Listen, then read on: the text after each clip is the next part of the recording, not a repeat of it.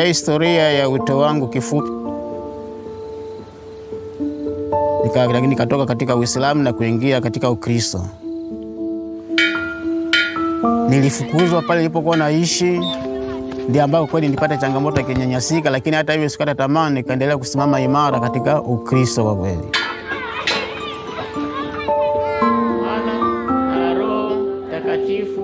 Waislamu ndio ambao wamekuwa wengi, wakikuona wanaweza kukubeza na wala wasipokee ujumbe wako, wakakudharau kwa sababu ya mazingira yale ya ukatekista, lakini bado manake ni kwamba huwezi kukata tamaa.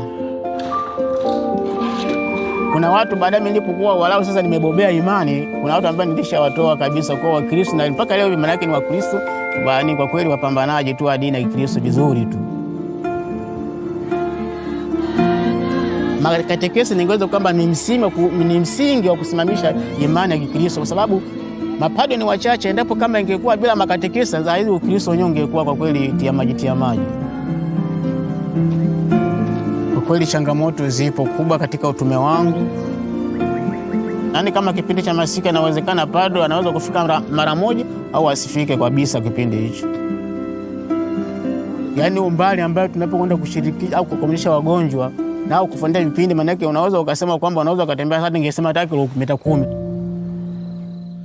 Tunaenda tu labda kwa baisikeli, lakini siku zingine baisikeli mbovu, manake unakwenda kwa mguu tu, kwa miguu unakwenda na uchapa tu kwa mguu. Kwa kweli utume unaasiri, manake huna usahihi, kwa hiyo unaasiri uchungaji, kwa sababu hauwezi kwenda katika vipindi ulivyopanga. Yani tujitahidi kufanya kazi na vile vile tuweze kulichangia kanisa letu kwa kufanya kazi.